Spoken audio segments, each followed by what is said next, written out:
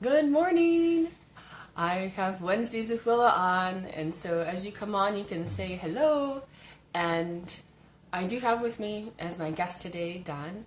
And I wanted to ask you how you say your last name. Reinhoudt. Reinhoudt. Real easy German name. Yes. And we're going to be talking about strength and inner fortitude, and in just a little bit of time here, the Blog Talk Radio portion will start, and we'll be able to officially begin the show. But it's really great that you could be on the show today. Oh, thank you, Willa, for having me. It's an honor. It's my honor. As I shared with people. 5 seconds. Oh, wait. 3, 2, 1. Blog Talk Radio.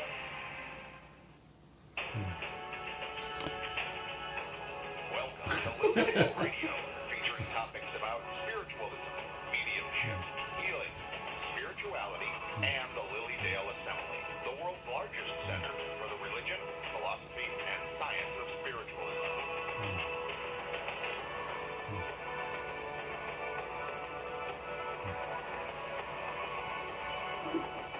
This is Lilydale Radio. Good morning, everyone. Welcome to Wednesdays with Willa. I am your host, Willa White. I'm a registered Lilydale medium here, and you are listening to Lilydale Radio. This is my show, or I usually have a guest on every week and a different topic that we cover, and we have a lot of wonderful, high-caliber people that live here in Lilydale, and one of them is Don Reinhoudt. Good morning. Good morning. We're so glad that you could be here today. It's my honor, Willa. I just enjoyed being with you. Yes. And those of you who have been paying attention to my Facebook page, Willa White Medium, know that I've been getting really excited and posting different things about Don, and he's broken all kinds of records. And it's just really impressive. And he's what we call a local boy for Chautauqua County. And it's been wonderful to see that in your career you've been able to help so many people and inspire them.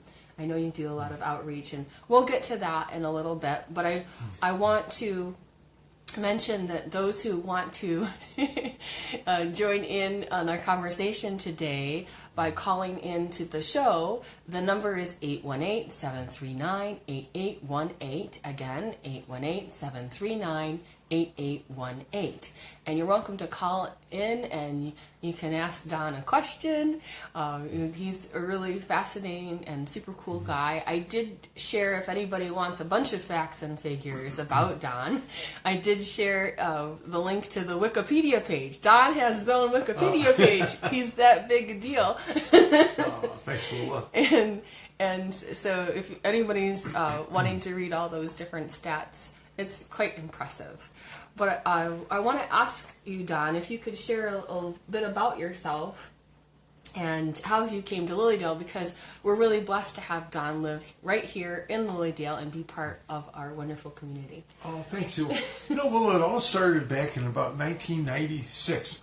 I used to work with Ted Rivers up at the Catsacka Job Corps Center. Okay, yeah. And Teddy and I became very, very good friends. And so anyway, he kept inviting me, Don, come on over and invite me to dinner, which I did.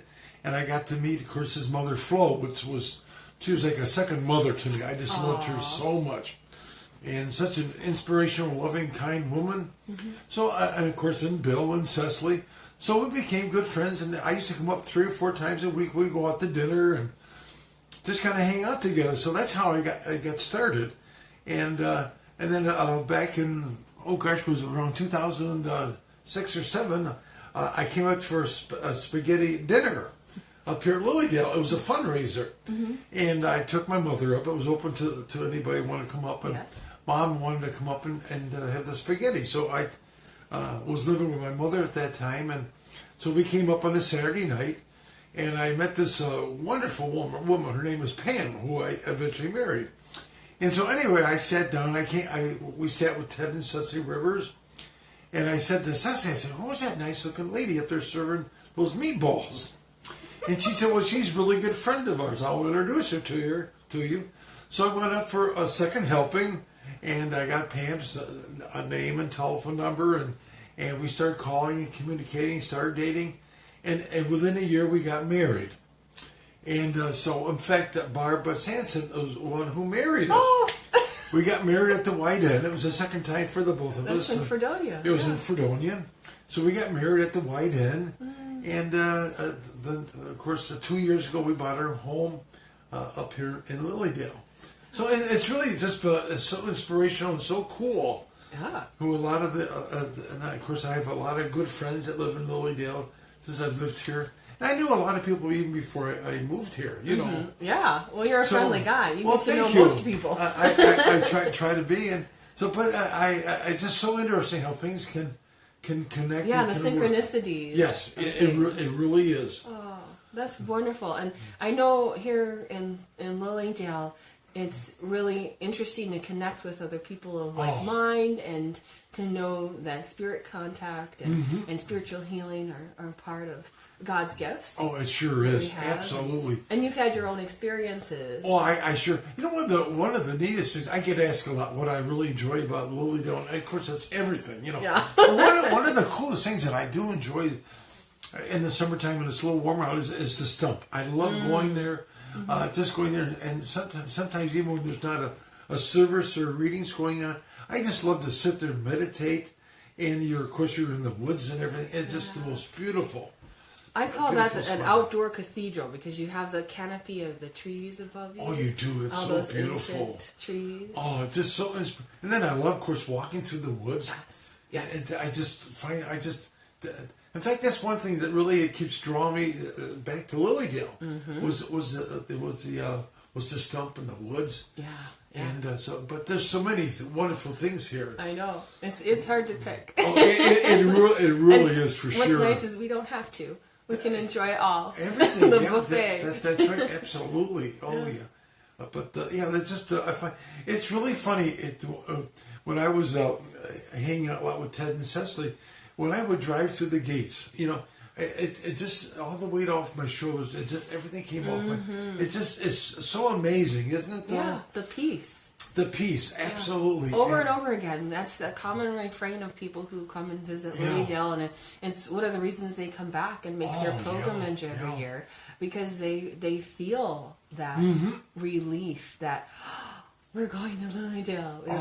And the peace. Oh, absolutely. And you know, even though we've lived here for almost 2 years now, with our home that of course we have, but I still find that, you know, even though I live here, it doesn't go away. Yeah, and no, you're absolutely right. But it's just an amazing place to live and to be involved, and there's so many things to do here. Well, isn't there though? Yes. Of course, in the summertime with all the lectures and everything going on, there's a lot to do every minute of the day in the summer season. And then maybe this is a good opportunity to let people know if you're interested in visiting Lilydale this summer for the 2018 summer season, you can find the workshop catalog online at the lilydaleassembly.org website, so you can take a look at things there and start making your plans accordingly. There are different presenters that come in, and then you can see the daily events, the weekly events, everything, and get excited about when you're coming. Some people come for the whole season. Some people are only able to come for a day or a couple weeks. You know, one of the amazing things that I find, of course, you know, I'm a people's person. I love to talk. Sometimes I talk too much.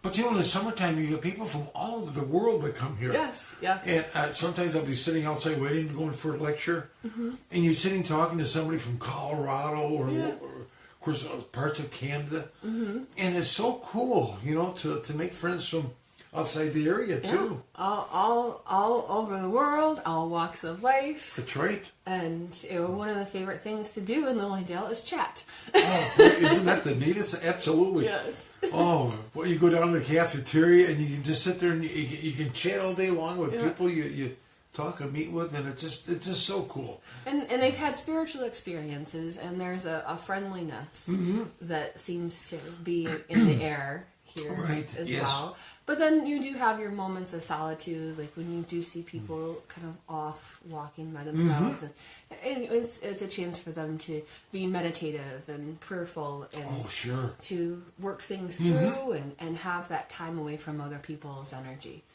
and You kind of there's get that anything too. you want here. I mean, like you said, you can have time to be, or you can have time. You can do a lot of socializing too. Yes. I mean, you kind of get the best of two worlds. Yes, and I think when people envision Lily Dale, they don't always know what to expect, and we are friendly folks. Very much so. For the most part, and we do welcome you, and we want to have a peaceful experience with all the folks that come in, and we know that they're looking for healing, and they're looking for readings with contact with their loved ones in spirit, and we do the best we can. One thing I thought was really interesting when I first got to know Flo Rivers a little bit. Yes. Excuse me. I always stopped by to see Flo because she was so kind and loving and gentle.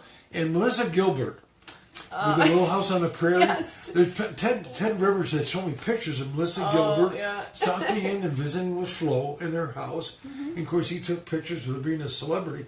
I thought isn't that so cool? Well, Dan Aykroyd was here this past Yes, I summer. heard that. And so different folks will come in who have had that celebrity status, if you will. And I wanted to talk about this with you, Don. Oh, sure. Because in your own right, you're a celebrity, and I, between reading online and then this brochure and everything, I know you became the world's strongest man. And you did that. Before you did that, though, you did all these world championships, right? And you got first place in all of those. I was very blessed. Yes. And you're like, first place. And you had to get really bulked up, massive, to do this. It was like your inner Hulk. In fact, I competed against Hulk Hogan. Did you really? I did, yes, at the World's Strongest Man competition. And how'd that go? Well, pretty good. He was of course, he's a massive man. He was into bodybuilding. Yeah. I was into the strength aspect of it. But very nice man, for a man of his. In fact, at the 78 World's Strongest Men competition, that's when of course, that was out in Los Angeles, California, at Universal Studios. And he got picked up for the Hulk role because of the of that competition. Because of that. And what you see on Incredible Hulk is really kind of the way he. Of course, he's not green, Right. But the muscles are for real. He's 6'6" and just massive. Yeah. Man, and such a kind, nice person. Yeah, like the gentle giant energy. Yes, very, very much so. Yes. So anyway, he was one of the cool guys that I met at the competition. Well, that's what I think is so interesting about people who have great strength. They usually know not to be too harsh with other people. It's almost like they're more sensitive and more compassionate because they are aware of their own strength. And people, when you think in terms of emotional strength, and people are not always aware of how strong they come off or how powerful they are in those ways. And I think you've learned through your lifetime and in your work as a strong man how to balance all of those things.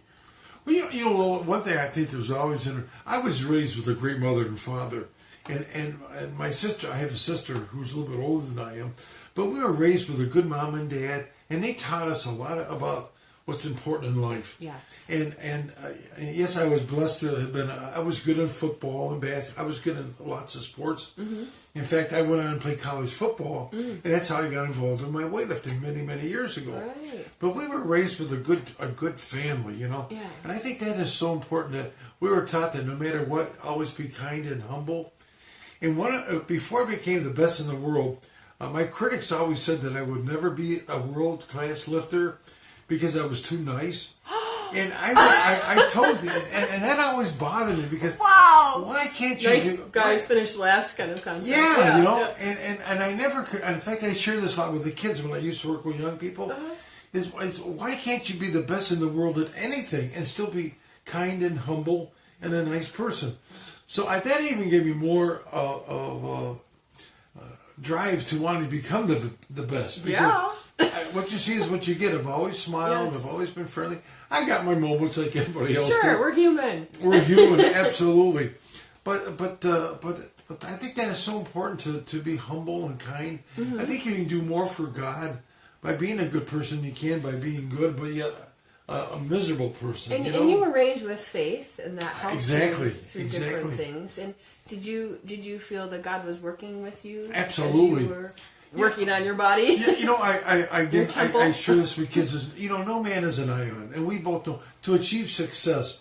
I didn't do it. Yeah, I lifted the weights and I did the competition, but it wasn't just me. It was I was blessed to have had God in my life who gave me the tools, gave me the genetics and the mind power, and I had a lot of people around me that helped me too. That were inspirational to me and helped me to fulfill my dream. So I can't sit here and I never have said it was me. No, it wasn't just me. It was a bunch of wonderful things that helped me to achieve that goal in my life. Yeah, it takes those moments and recognition of those moments. Yes. To have that kind of inner fortitude to handle things. Absolutely. And I know that it's you did a total of 2,420 pounds. Woo! Yes. As I've gotten older, of course, I can't do this stuff anymore. No. Thank God for brochures and videos and things. But, Yeah. I think back in my life and I thought, how did it happen? But that was just a goal I had, and nothing. I never let anything get in my way. If I make up my mind I want to do something within reason, I'm going to do it. Right. Well, and you did it. You set 51 world records. Yes. Yeah, and to this date, that nobody in the world has set more world records than I have. And I think even the Russians and the Germans and the Poles and whatever, I just been really blessed. And I was on a mission, and till my body got old, I couldn't do it anymore. Right. I had to retire, and I started working for God and many other avenues of. But I really believe that the Lord gave me a tool to use for Him, because I get into a lot of church groups, and I don't care what church. I go to any place that I can talk about God. You know, and even in the schools, it used to be kind of because you have to be so careful when you get into a public school. Yeah. But I always worked around that, Willa, because I talk a lot about love and kind. And when God is love, isn't He? Yes. And after I would do my program, I'd have teachers go up to me and say, you're a believer in God, aren't you? I said, yes, I am. God said He was. So you can use that and not even have to do couch it in the traditional terms. You don't have to do it that way. Yeah. And I always found that to be really cool. Well, I think it's important for people to have those fundamentals and having those basic principles really do help a person in their life to have strength through their trials, through their tribulations. Last week we.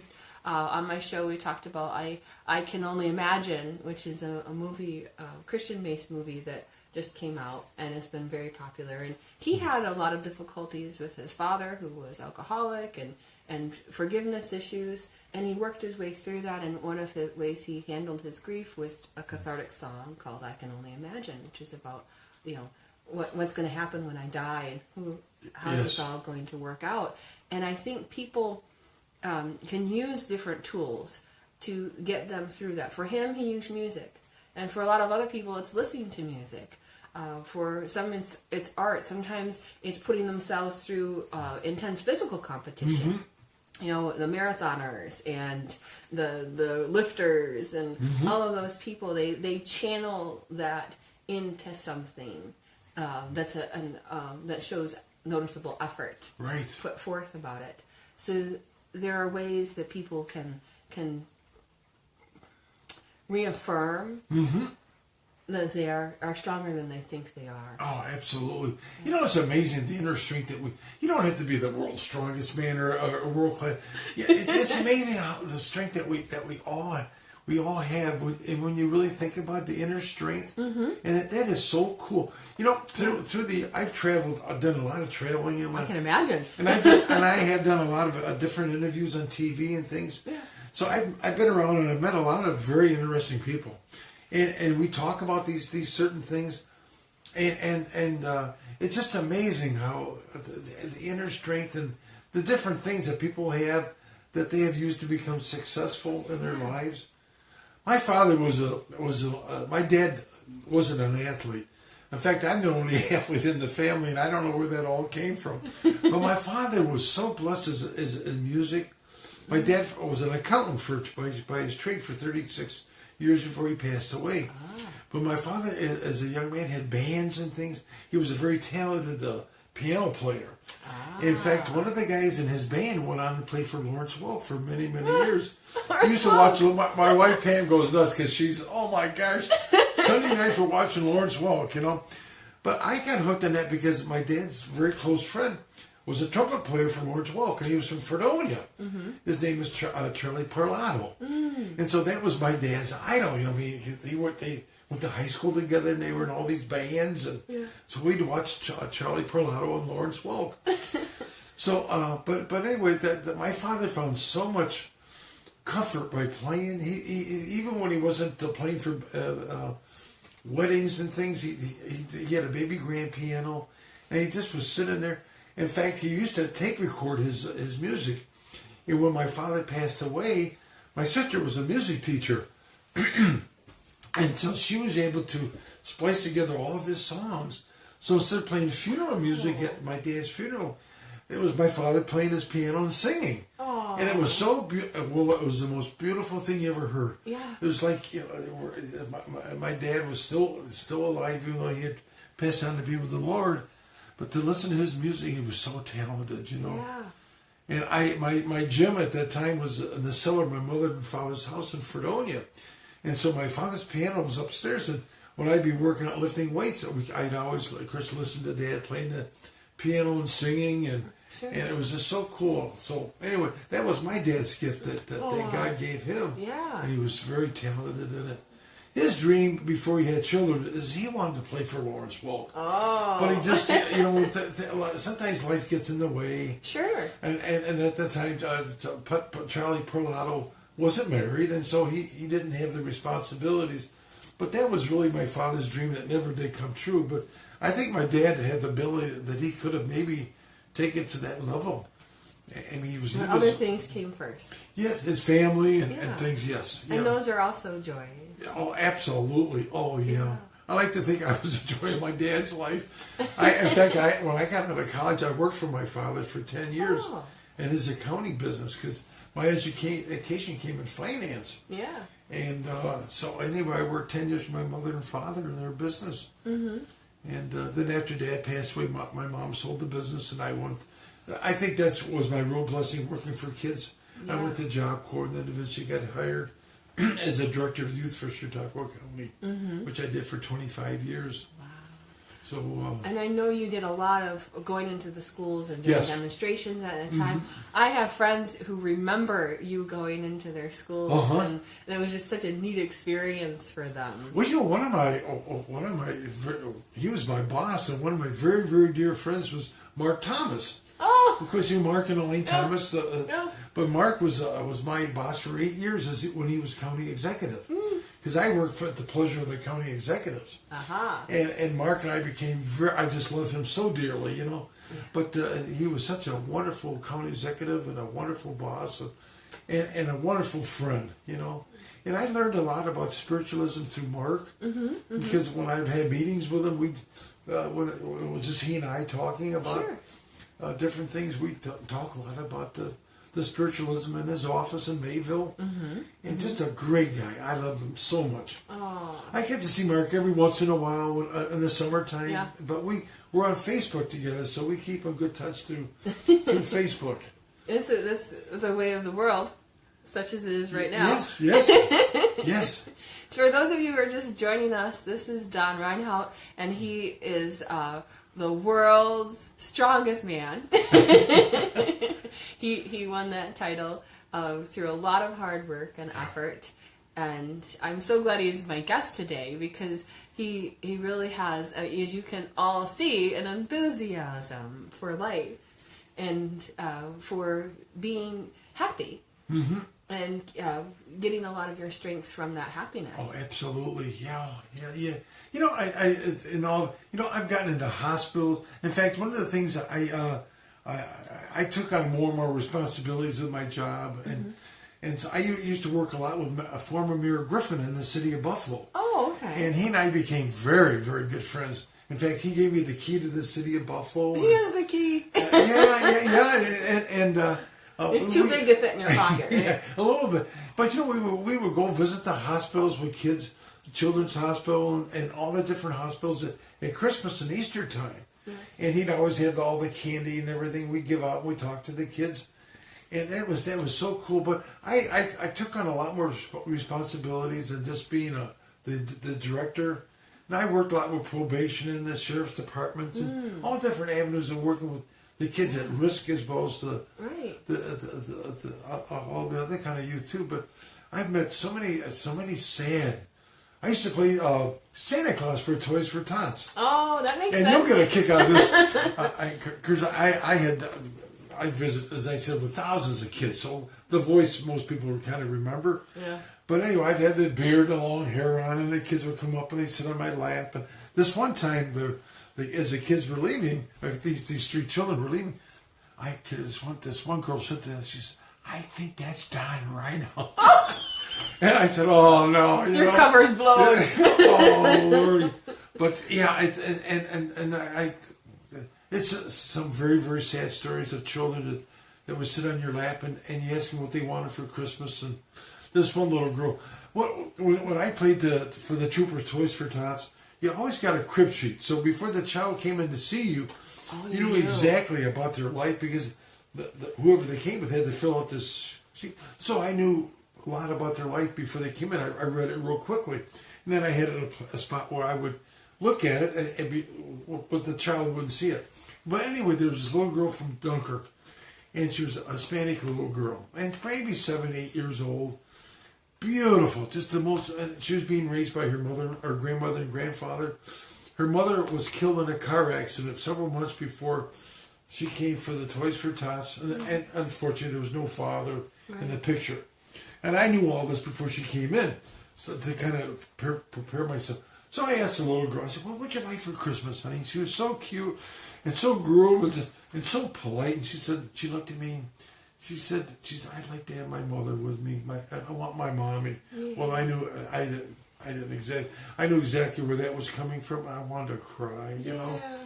And of course, we moved on to other things very quickly. But that was just so sad, so sad. And I had this other time where this little girl came in, a little bit older. I asked her what she wanted for Christmas. And you know what she said?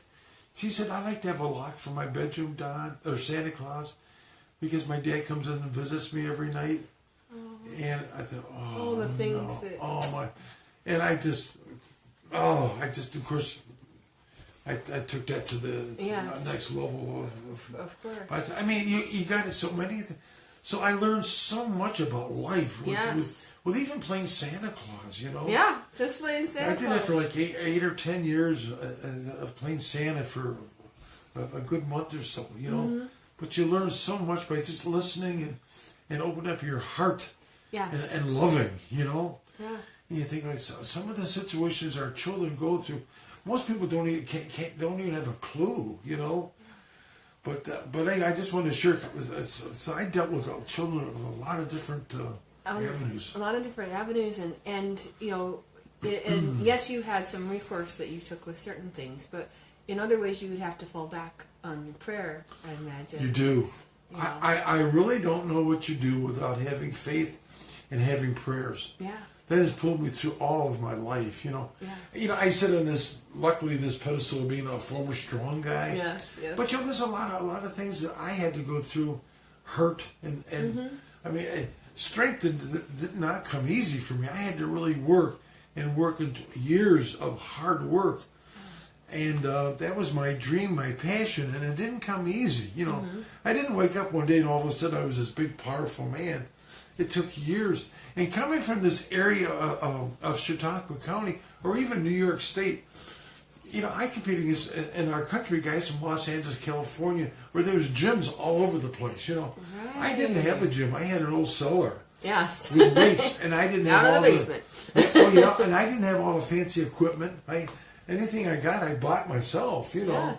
Yes. And so, I mean, but I came up the hard way. Yeah. But I'm so glad I did. Because it made me better, you know. Yes. It made me much better.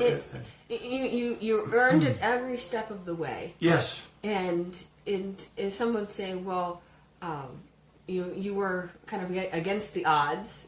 You know, you didn't have the advantages. Yes. And it just goes to show that sometimes people, they can have nothing working out, and it can still God will still find a way. Absolutely. As long as you're willing to put your effort toward it. You know, that's something to do with spiritual healing as well. It's necessary for the person to also be ready to do their part. And it's with any effort in your life, you have to do your part. Yes, you can have windfalls, you can have things that occur for you, but when it comes to manifesting and really using your free will to manifest your destiny, you have to work hand in hand with God and do your part. Absolutely. Well, you know, and I hope you don't mind me sharing something. No, go ahead. But you know, in the years of traveling, or whether it was over in Europe or in the United States, competing at the Worlds, I saw a lot of things that weren't always the greatest either. Because, you know, when you're involved in being the best in the world, especially in the strength field, some people try to take a shortcut by chemicals. You know, steroids and cocaine was huge. And I mean, it was, and you saw that. I mean, it was out there. But you know, the underbelly of it all. And to be, I was always clean. You know, I always worked hard because I knew, as long as I had God in my life, I could take on anybody with any chemical. You know. Yes. In fact, I'd say to myself, I said, do all you want because I'm going to beat you anyway. You know? Yes, and you did. And I wasn't.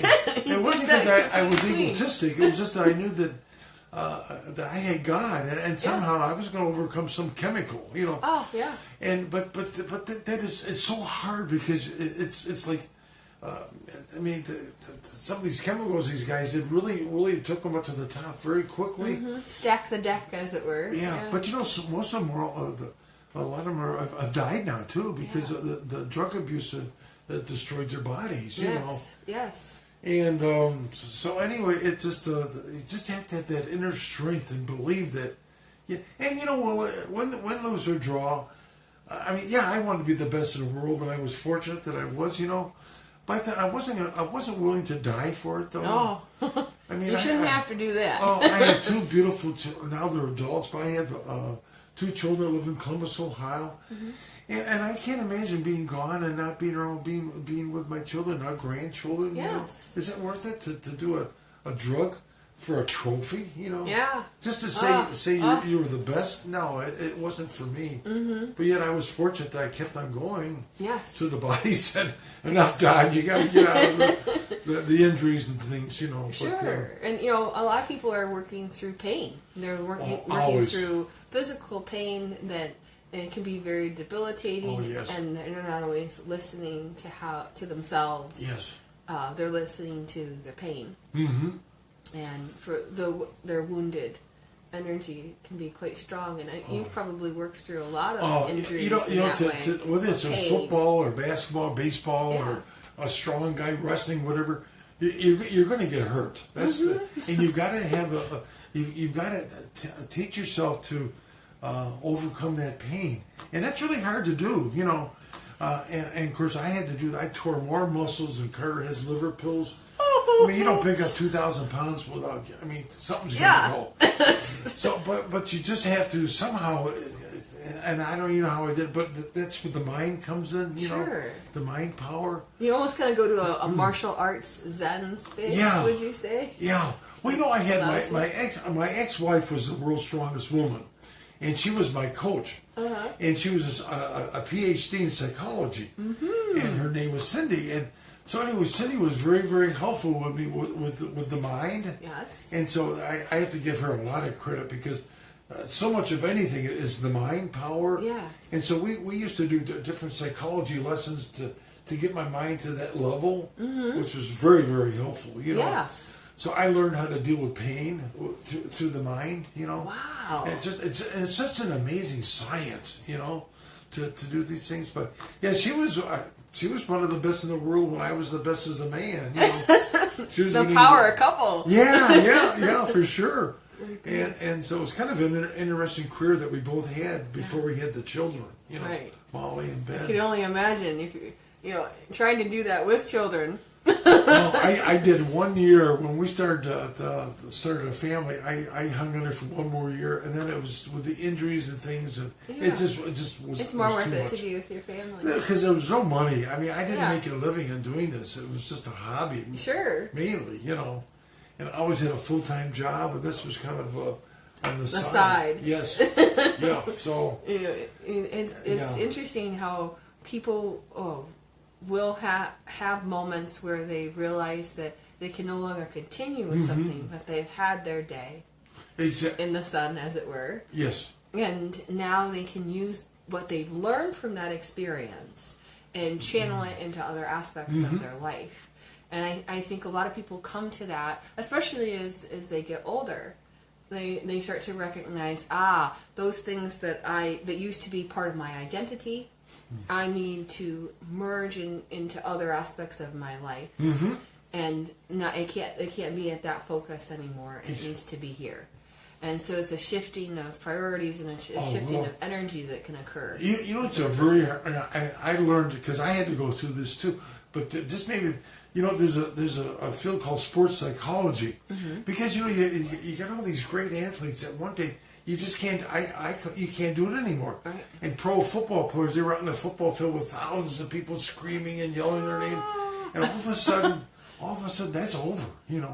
And some of them can't deal with that. Yeah, it's a big come down. Oh, and I found that in the strength field where I used to weigh about 385. I was big and massive and strong, and you stuck out like a sore thumb. People were, he must be an athlete. Yeah. Well, then when you retire and that's all. Not now. You're just another guy. Yeah. And for that's really hard to adjust from being one time lifting all these thousands of pounds to now. I'm just an average Joe. So you kind of deflate a little bit. Yeah. and I found that's when God put me into working with kids. Mm-hmm. And that was my next outlet. Because when I was winning all these world titles, I wasn't working with kids at that time. Right. I was in the office with my dad and sitting behind a desk and then training like fiercely mad. training like an animal. Yeah. And but when I retired from the competition, then my father passed away, and then I went to another avenue of work. Yeah. And I think that's where God wanted me to go, to work with kids and use my experiences to try to help other kids, whether they're in trouble. I do a lot of work in jails, and a lot of work in fact, I'll be going over to College Correction Facility in June, and working with a lot of some of them are murderers. Right. But if that isn't humbleizing, they can eat you alive, and you're walking, and it's like, oh my Lord, I just hope I'm gonna hit, because if not, they're gonna eat me alive, And but anyway, I just enjoy working with all kinds of people, Yeah. I think it makes me a better person. I have said this before. My definition of a saint is not someone who goes and lives in a cave and says "Om" all day. Mm-hmm. It's a person who has to live among people. Yes. And find grace and balance and peace in the interactions of all of that. It's through the living of life, the things that are messy, that you have to call upon that inner strength, that divine strength within you to just get through everyday life. Yes. And then the other crisis things that occur. And so I think it's the proof is in the pudding in that I agree. Yes. And who are you in an everyday sense, and what divine strength are you willing to call upon in your life to help you progress and to help other people progress beautifully. So I think that's been a big part of your life. I think it has, because I love challenges, Willa. Yes. And I mean, whether it's as an athlete or whether it's getting to a school setting, or I get into colleges, I work in human services classes. I've worked a lot up at the University of Buffalo, talking to college kids about my career, but yet, different avenues of human services with young people. Yes. And I find that a big challenge, because I'm not an academic person. I never did really well in school. In fact, you did well with numbers. I did. Yeah, I did well with a calculator. Yeah. But I mean, it's like I just love the positive challenges. Yeah. and I love learning about life. So, if someone wanted to have you be a motivational speaker for them, how would they go about contacting they can. That's why I hand out these brochures, because I have my address and telephone number on it. But can I give my telephone number on it? Sure, if you want to. Sure. At the area code is 716. It's a 384-4000. Okay. And I would love, even though I can't do the things I used to do, but I still love going. He's not going to be bending bars No, or anything. oh boy. No. I used to blow pot water bottles. Oh man.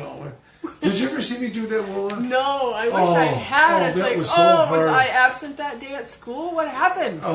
You'll find this. I would have thought that would be unforgivable. I know, I didn't see it. That was so. Years ago, I had open heart surgery. I almost died. Because I didn't know that I had a trouble with my heart. Yeah.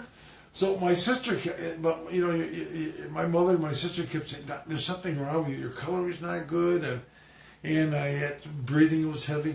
But I was so used to it all the time. I just never paid, and I was used to living in pain. So I mean, I definitely had some issues with the heart, but so anyway, my sister said she lives in Cleveland, and she said, I'm going to get you into the Cleveland Clinic for a physical. I never had a physical in my life, even though I did played football. I never did it. No, I mean, because just everything was so different back in the old days, Yeah. So to get them off my back, I said, okay, I'll get my physical. Well, that's what saved my life. I went to the Cleveland Clinic, and they put me through, because my father died of a heart attack, so genetically, and I didn't eat the best of foods being a big guy. We didn't know much about nutrition back in those days, So anyway, I never, when I had my physical, I never left the hospital. They says, you're gonna die, and you need open heart surgery. And of course, that scared me to death. I told them, I said, Doc, you're crazy. There's nothing wrong with me. I said, I blow up hot water bottles. I do all these. I go to the gym every day. I'm not a couch potato. I really work hard. I said, if I'm working that hard, I can't be. He said, Don, Mr. Reinhoudt, he says, you're going to die. And he said, you want to die in front of a bunch of kids blowing up a hot water bottle? And so I started really doing some very quick thinking about it. And I said, oh my gosh, another challenge in my life. Yes.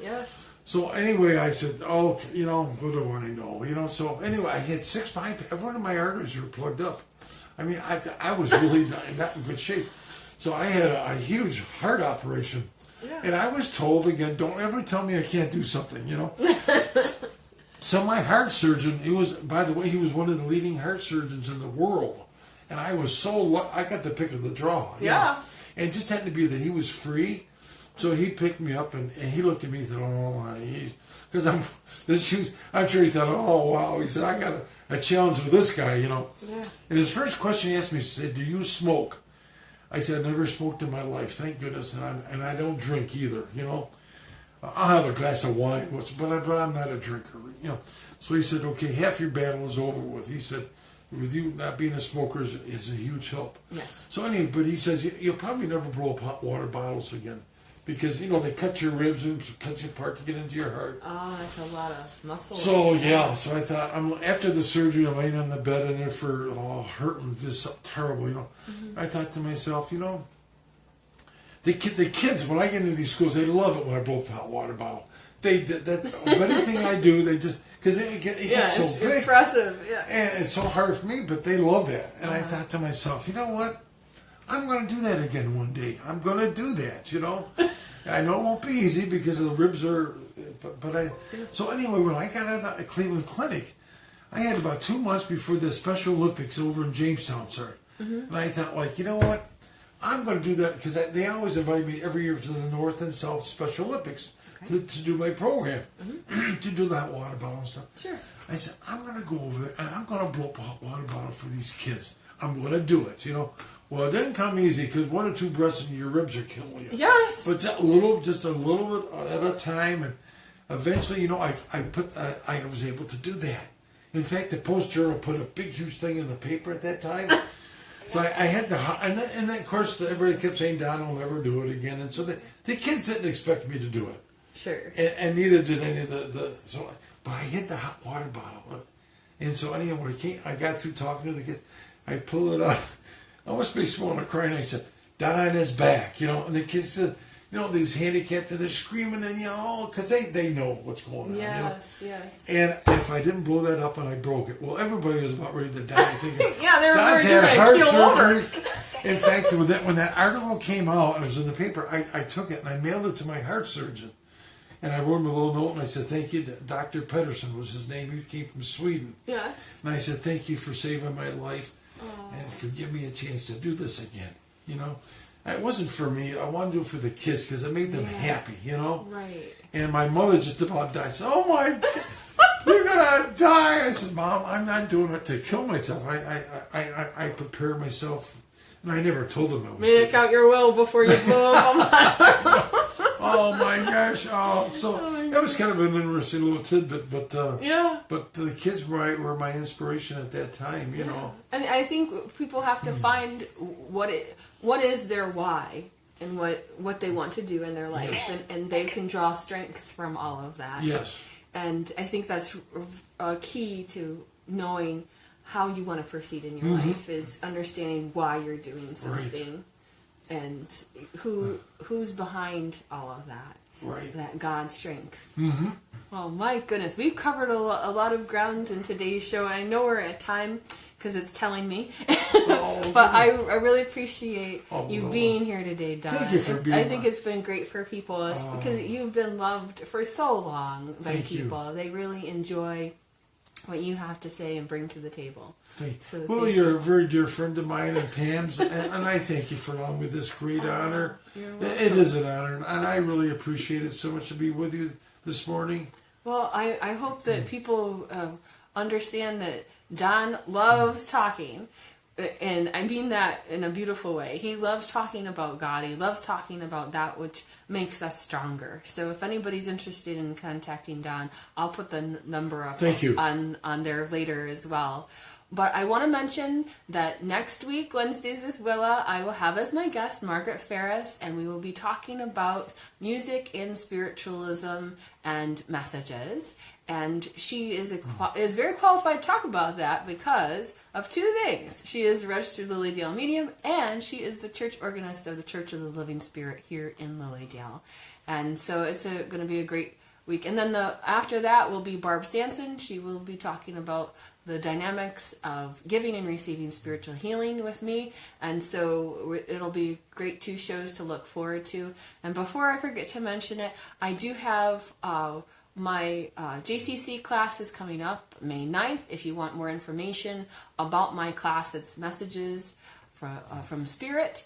And it's a great opportunity for you to come and learn with me at the Jamestown campus in Jamestown, New York. All right, everyone, thank you for tuning in today. Lots of love to all of you, and we'll see you next week. Bye-bye.